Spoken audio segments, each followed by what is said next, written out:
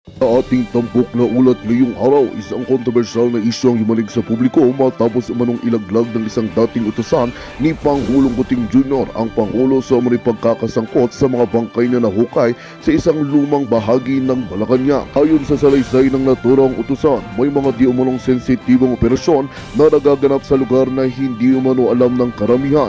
Matapos ang pagkakadiskubre sa mga bangkay, nagsimula ng masusing imbestigasyon ng mga otoridad upang matukoy ang pagkakakilanlan ng mga biktima at alamin kung may kaugnayan nga ba ito sa sinasabing pagkakasangkot ng mataas na opisyal ng gobyerno. Sa kabila nito, mariing pinabulaanan ng Malacanang ang lahat ng akusasyon na tinawag itong bahagi lamang ng isang malisyosong pagpapakalat ng maling impormasyon. Nananawagan naman ang mga opisyal sa publiko na huwag agad maniwala sa mga kumakalat na haka-haka at hintayin ang resulta ng opisyal na imbestigasyon. Patuloy namang naming babantayan ang pag-usad ng kasong ito at maghahatid ng mga bagong detalye sa mga susunod na ulat. At yan nga ang balitang ating pakakatutukan. Ngunit bago ang lahat, siguraduhin mag-subscribe at ihit ang notification bell para sa patuloy na pagtutok sa mga silip ng bagong balita sa tunay na boses ng masa.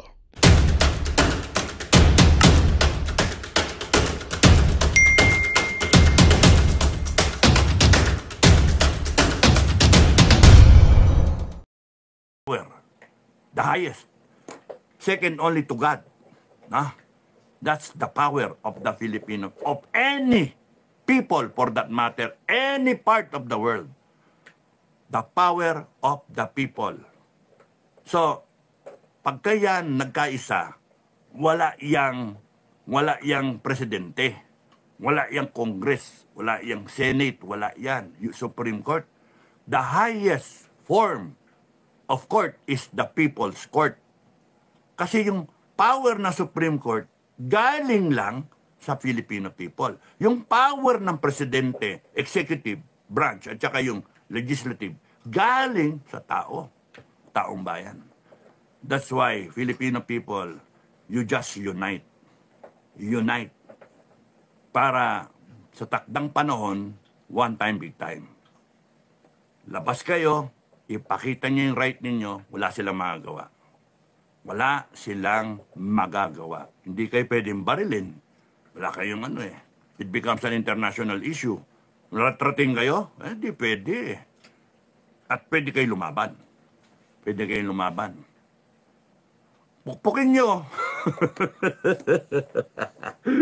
Pukpukin nyo. Wala talaga. Itong mga to, ginagamit nila yung batas para matakot tayo, matakot kayo. Hindi kayo dapat natatakot sa mga gagong yan. Mga gunggong yan eh. Ang kala nila, they will only have power as long as you believe in them, that they are powerful. Mga kababayan, you better believe that you are the ones who have the power. Nilagay nga natin sa konstitusyon natin yun. All authority, all power emanates from the people. Maliwanag yun. Doon sila takot. Kaya kita nyo ngayon, nag-unite lang yung mga vlogger, punta sa Supreme Court. Kahit hindi nga tugunan niya ng Supreme Court, yung power nasa taong bayan. Social media influencer yan, mga yan. At pagka yan, pinalabas nila ang kanilang mga follower, you're talking about millions already. Kaya nga yung meron kang 40 vlogger na tig-100,000 na sumunod sa kanya, you have 4 million already. All going out.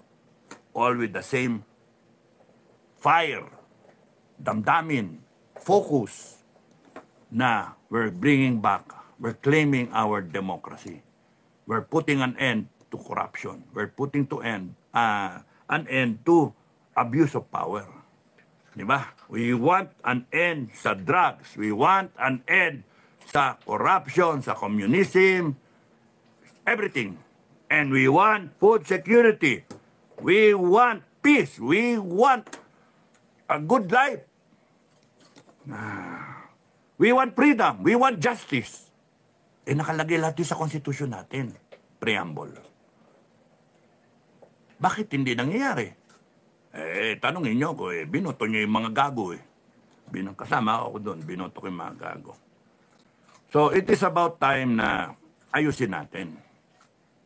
Bago mawala tayo sa mundo na to, ayusin natin ang Pilipinas in our lifetime. Di ba? Kaya, okay. Ay, haba ng aking tindahan. Okay. Haba nga. Haba. Jean Sotero, daming adik ngayon. O nga eh. Hana from Norway. Magandang gabi. Shout out, no? Hana from Norway. Thank you, for watching. Emelita, si Torre sobrang yabang. Ay, mawawala din yung yabang niyan pagka bumaliktad ang gulong. BF channel, kahit ballpen pwede. Correct. Anything that can puncture or anything that is sharp enough that can create a wound, open up yung skin ng tao, mabawasan siya ng dugo, ma-decrease yung body functions niya. Kahit ito pwede, pwede. Anything. Cellphone pwede. Okay, so, Banateros, Laarni, TV, ingat po kayo. Thank you, Thank you. Hello po, Captain Dado. Mahal ko ang mga Duterte. God bless po sa inyo. Thank you. Annalyn Castillo, blessed evening, Sir Supremo General Dado. Susan, God bless you, sir. We pray for your safety together with General Metran always. God protect both of you. Maraming salamat. Ay, mga FJF, bago ko makalimutan. FJF, ganyan din tayo, no? The key is one mission, one goal. FJF, para sa FJF. Marami tayong mga differences, commanders, may mga differences tayo. Now, ang sinabi ko sa iba is, you put away the differences. Kalimutan ninyo ang ating pagkakaiba-iba. Kung meron kayong ayaw sa akin, isang tabi nyo. Kung meron kayong ayaw kay Commander Metran, isang tabi ninyo. Or kaya doon sa commander ninyo, area commander, itabi nyo. Ang isipin nyo na muna ngayon, bansang Pilipinas. Isipin ninyo ang mga pamilya natin, mga kababayan natin, ang barangay ninyo. Isipin ninyo na kung saan man tayo tatayo, FGF, ay para sa ikabubuti ng Pilipinas. Set away the differences. Put it away. Magkaisa muna tayo. Kung gusto niyo ng kayo ang mas magaling na patakbo, kayo magsupremo, sabihin nyo lang sa akin. And I will gladly put out an election, mag-voting yung mga commander para hindi voting sa Bagyo, yung voting, yung magbotohan na para malaman kung may vote of confidence pa rin sa akin o wala. Ganun lang. Kasi mahirap yung kung kailan kailangan natin ang isa't isa at kung kinakailangan kayo ng mga kababayan Pilipino at kayo ang inaasahan at wala kayo, walang mangyari sa atin. Tuwan-tuwa doon ang administrasyon. Set the differences aside. Unite for one cause, which is, okay na ba sabihin na you're doing it, total, naman to voluntary. You're doing it for love of country. You're doing it for the future of this country. Yun. Or you're doing it for... Di ba? So, whatever is the cause, it is allowed na ikagaganda ng buhay ng Pilipino. So, yung mga difference of leadership style, difference ng mga pananaw o kaya ng mga paniniwala, huwag na kayong magsiraan. No? Huwag kayong magsiraan. Huwag kayong ng kasalanan. Kasi kayo lahat may kasalanan. Nakikita ko lahat may kasalanan eh. Mahirap lang magsalita. Akala, hindi naman pwedeng magaling ka. Isang tugtog muna tayo. May isa munang kumpas. Kasi pagka hindi kayo makikinig, pag sinabi ng maestro, gitara, violin, bass drum, wala, watak-watak yung tunog natin. Basag tayo. Talo pa natin yung bangag. Kaya nga, ano lang tayo, isang kumpas, isang tugtog, isang sayaw. Hindi yung merong gustong ganito, merong gusto ng ganon, ay, nako. Hanggang aabot pa kayo magtatag ng sariling grupo. That is, not called for. Insulto pa sa akin yon. And then, kunyari, gusto nyo ako maging supremo din ng grupo nyo. Ayoko, delikadesa, hindi ko tatanggapin yun. Ano ba kayo? Di ba? Kaya nga, kung ngayon pa lang gusto nyo na mabago, mapalitan ako, palitan nyo na ako. Ganun lang. O, di ba? Kasi, ang sa akin, ang iniisip ko lang talaga, walang posisyon, nothing in return. Ang habol mo lang dito, maituwid lang ang Pilipinas. Hindi mo magagawa yan pagka nagkanya-kanya tayo. Kaya tignan niyo yung mga nangyayari doon sa vlogger. That in itself is an example. Yung mga vlogger, magkaisa yan because they are experiencing the same. They're in the same boat. They have to unite because if they don't, they will be taken over by the enemy. No? They'll be taken over. But if you unite, you have a fighting chance na matalo sila, yung kalaban. Kaya tayo sa FGF, we have to unite with other groups. And within us, we have to unite no matter how magaling yung isa sa inyo, magaling kaysa sa kay ganon, magaling sa ganon. Kami nga ni Bukay minsan, naglolokohan kami. SF ka kasi. Ganon kami maglokohan. Pagka kami. Kaya naman pala SF ka kasi. Nasabi kong ganon. Tapos, niloko niya, SR ka kasi, Scout Ranger. Yung SR tsaka SF, papagalingan lagi yan Kaya,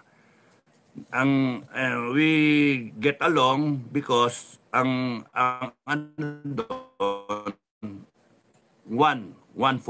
direction, one goal. Okay?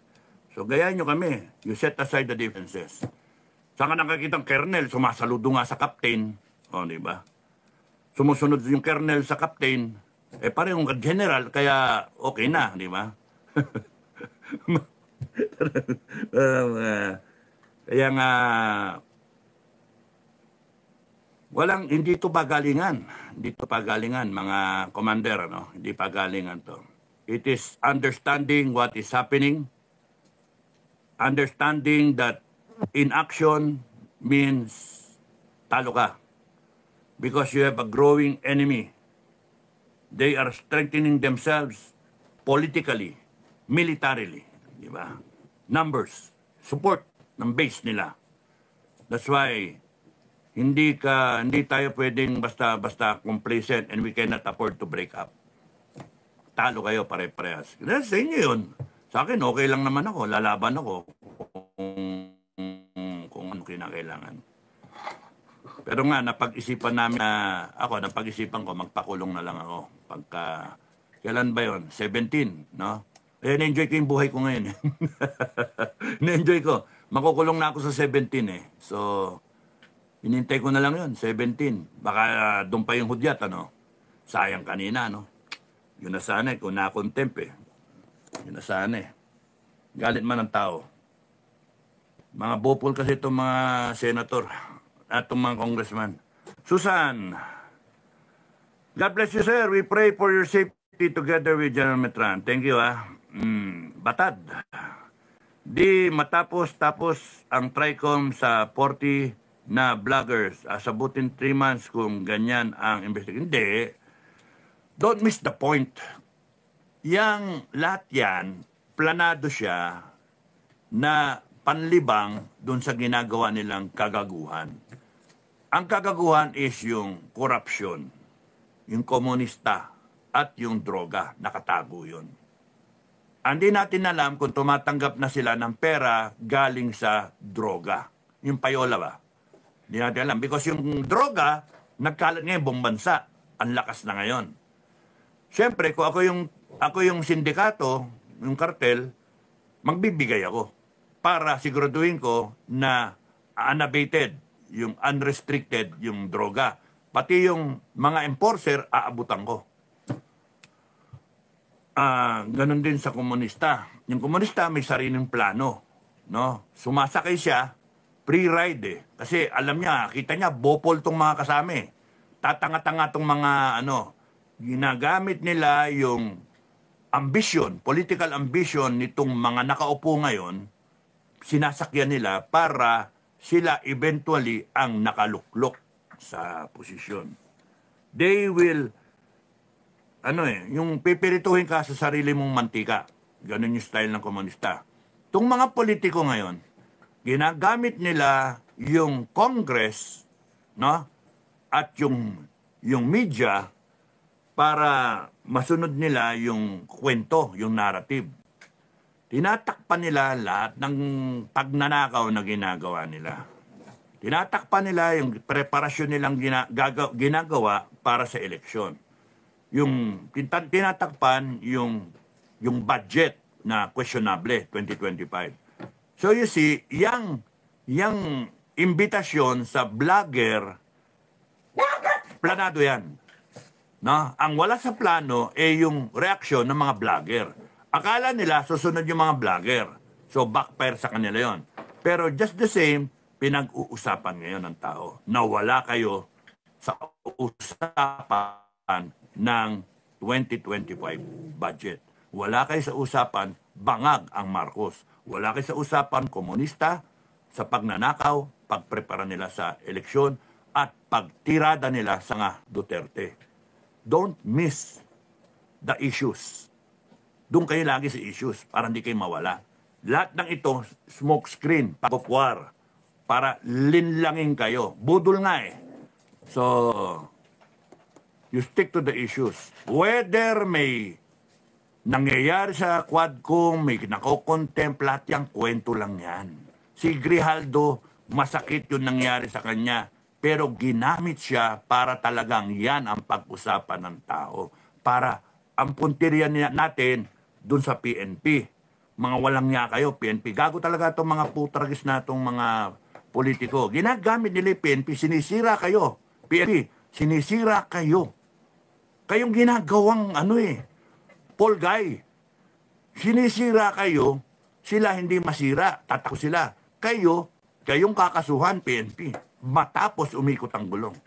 Ginamit kayo para dun sa dun sa KOJC. Ginamit kayo dyan sa mga, yung kay Grijaldo na yan, tanggalan siya ng sweldo and all that. Kasuhan ako. So, kayo yung napapasama sa mata ng taong bayan. Sinong masasara? Kaninong agency masasara? Kayo.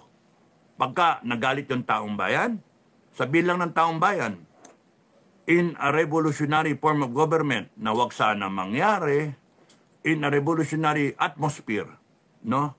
Sabihin ng taong bayan, we, the sovereign Filipino people, are terminating everyone in the AFP and the PNP. We are shutting down the entire AFP and PNP. Oh, kaya bang gawin ng taong bayan yan? Kaya. All authority and power emanates from the Filipino people. Sino ba nagpapasweldo sa inyo? Taong bayan. Sino nagbabayad ng taxes? Taong bayan. Di ba? Sino ang nagpapa-audit? Sino ang nagpapagawa ng batas? Taong bayan. So, kayang-kayang gawin ng taong bayan yan pag-ikot ng gulong. In a revolutionary environment, they can shut down the entire organization. Congress, Senate, COMELEC, lahat yan. Gusto nyo mabot doon? And then, create a better one. A People's Police Force and a Philippine Defense Force. Parang Israeli Defense Forces, Japanese Defense Forces, Philippine Defense Forces. Away with the armed forces of the Philippines. Kasi, i-attribute na ng tao, dahil sa hindi nyo pagkilos, lahat ng ninakaw na yan, kasalanan nyo. Hindi kayo kumilos, hinayaan nyo. And are you protecting the interest of the people? Sagot, siyempre, no.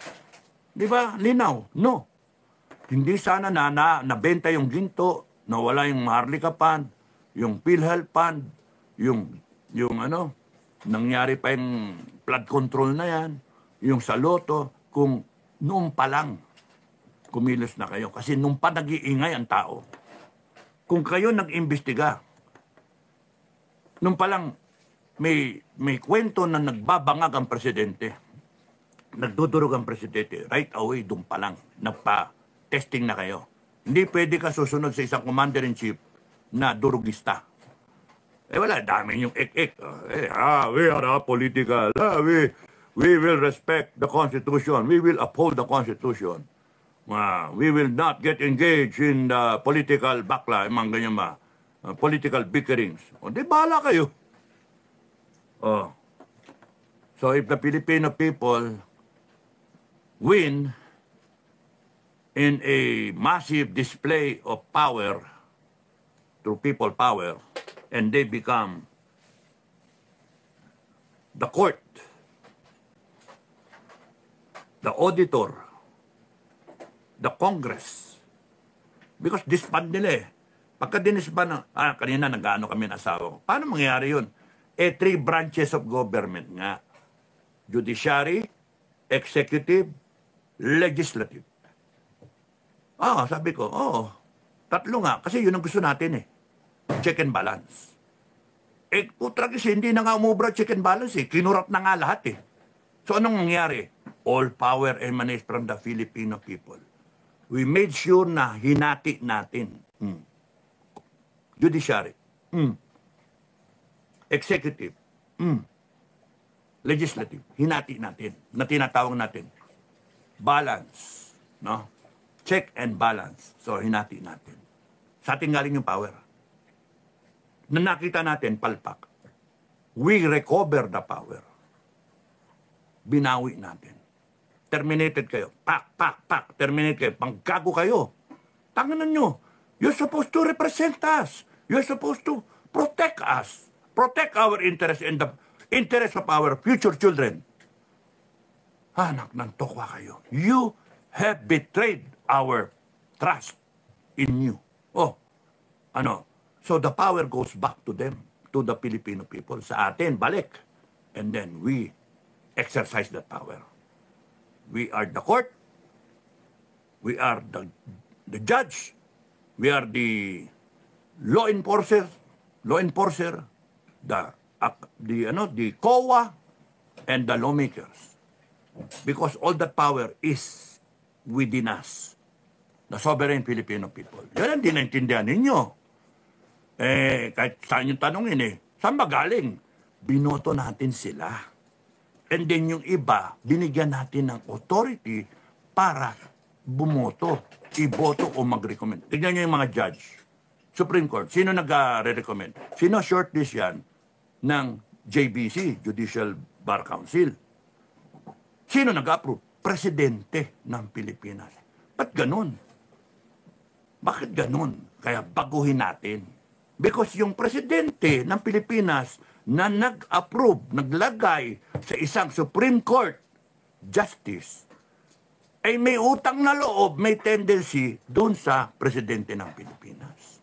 Kaya pwedeng makorap. Kaya nga, let's make ayusin na natin. I-reboot na natin na yung dito manggaling sa tao talaga, yung power na yun. We appoint the judge. Diba? We appoint the president. We appoint the Congress, members of Congress and Senate. Which is talaga naman. Pero merong butas kasi na naya natin yung presidente, nag-appoint kani-kaninong ganyan. Ang lintik na yan. So yung loyalty, nasa presidente. Na pagka nagtapatan ka ng isang corrupt na presidente, isang bopol na presidente, isang bangag na presidente, ay may problema ka. Ngayon, you're stuck with him. 6 na taon. Yun yung ginagamit nila ngayon. 6 na taon pa kami, 2028. Pagdating na 2028, akala nyo masakay eleksyon. Madam President Inday Sara, wala nang eleksyon sa 2028.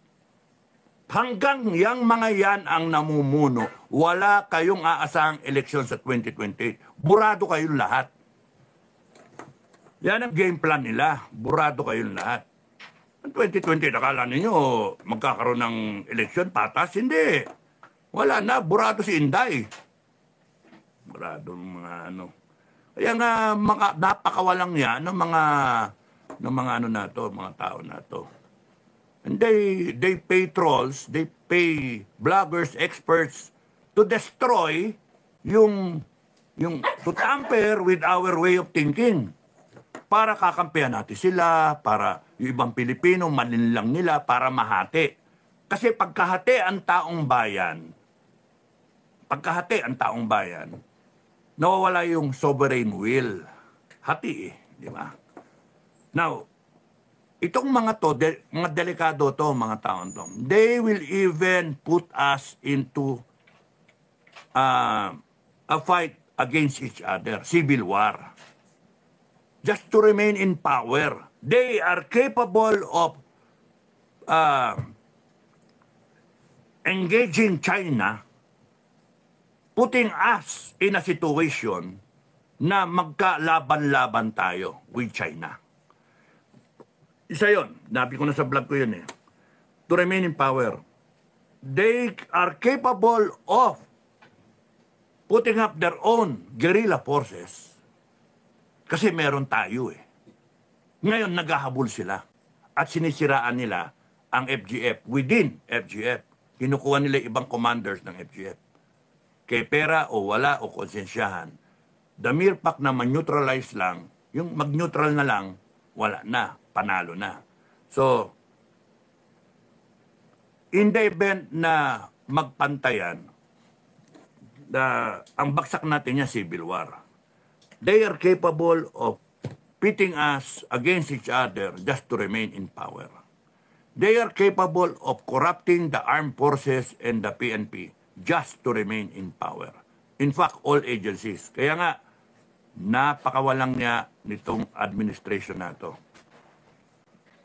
Maraming salamat doon sa PMAAA at nagsalita kayo na tatapusin yung korupsyon. Pero sana sinabi nyo rin, tatapusin na ang komunista. Tatapusin na ang droga. Korupsyon lang ang nakapokus. Kaya nga, hindi ba malinaw yung mga issue? Inisip ko nga, meron bang problema? Hindi alam na ibang mayor kung ano yung issue? Iba nga, kumakampi pa kay wala daw problema eh. Ano yung mga ninakaw? Ano yung mga ginto na yan? Ano yung sa PhilHealth? Ano yung Marley-Capan? Pwede ba explica ninyo para maintindihan ko na mga sir, ha? Kung kayo kampi ni BBM, pwede ba kayo mag-explika? Nasa napunta yung ginto? Saan napunta yung Marley-Capan?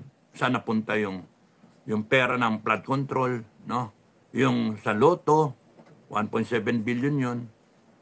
Yung sa PhilHealth, 90 billion. Yung sa PDIC, 107 billion o 117.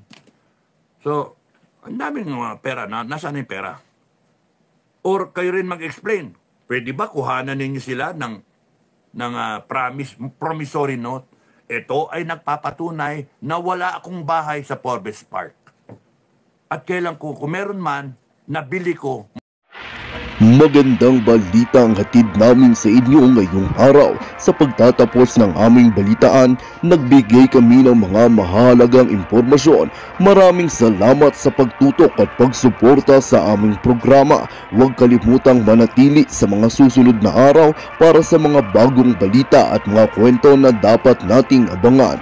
Mula sa Boses ng Masa, magandang araw Pilipinas!